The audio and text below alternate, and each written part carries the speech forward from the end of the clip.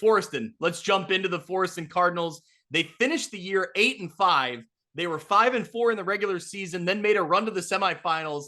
And I got to give you credit on the playoff preview show. You called it. You said this is a team that could very easily make that march out there.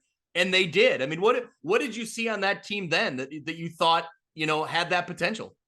Well, I just looked at a few of the losses that they had, and it hurts me to say it, but at the same time, part of it's true. The loss to Dakota, I said it on the playoff show. It wasn't a game that I felt Dakota should have won in that regular season. I felt that Forreston was the better team, of which when you look, hindsight is always 2020. Obviously, Forreston did get that win in the quarterfinals over Dakota, but it was still a very highly contested game. I mean, Dakota had an early lead. They had opportunities still late in the game. They just didn't make it happen. So, looking back, I was probably a little premature in saying that, Forreston lost that game and they shouldn't have. I mean, Dakota did earn that win, but Yep. I just felt that, you took a look at the injuries that Forreston sustained, even in that semifinal game. They were down 5 starters in that game. And, their rushing attack, the way that they can move the ball, their line play was solid. You could just see that there was things that were there that if they could get them all going at the same time, and the way the playoff pairings fell out, you could just see it was an opportunity for them to make the run that they did. And that's really what I went off of. And Coach Janicki and his staff did an excellent job at that. Yeah, well, I mean, pivoting to 2023 now, a new season, but like you said, one of Coach Janicki's big points that he referenced in the preseason form was to stay healthy. They had so many guys out in that semifinal game that you're trying to mix and match and find things that work that late in the playoffs. It gets tough. So the big thing for them this year, staying healthy. What he really likes about this team is senior leadership. So I think he has a lot of experienced seniors now that they saw that run into the semifinals, and they fell short against Lena Winslow, but they were there, right? They've had that playoff football. And like we've talked about for a bunch of playoff teams, how many extra practices did that team get just out of that playoff run? Like that stuff is valuable. So he's talked a lot about, Coach Janicki talked about having a tremendous summer lifting.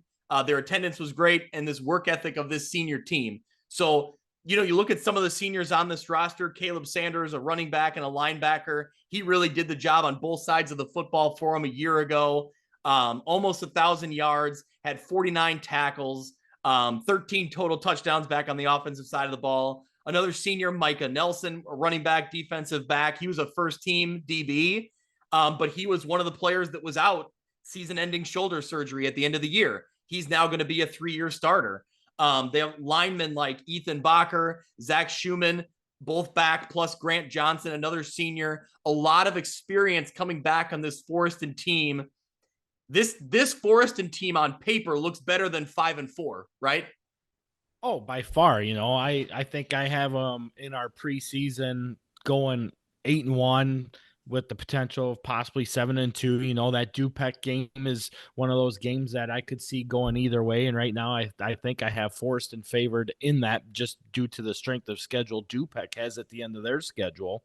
And despite that, you take a guy like Ethan Bacher, for instance, and you heard how last season, Keenan was very high on Ethan and his gameplay, and how they were going to move him to left tackle or right tackle, and how they were going to plan to utilize him in their offense and usually lead their running game behind him. And, those are the things that, are a strength for Forreston. You hear a lot of people are like, oh, Forreston's not anything. They're not anything. And then you look and they're like, well, let's see. They got a couple running backs back. They got 3 offensive linemen back, and they're going to do what Forreston does. That's like Keenan was joking me. He goes, do you really need to know what my offense is? You should know it by now, And he's right. I mean, they're going to come at you with the double wing. They're going to double dive you. They're going to lead you. They're going to run the buck sweeps, and they're not going to do anything flashy, and they're going to stick to their simple offense, and it works for them, and they do a great job at executing it. Yeah, well, and absolutely, when you have that sort of offense, and that sort of mentality, that leadership becomes valuable, that these kids are bought into it and they know what they're doing and they're ready to execute. What I thought was really interesting that Coach Janicki pointed out was they're really focused on special teams this year and improving their special teams play. Every loss they had last year included a kick return for a touchdown.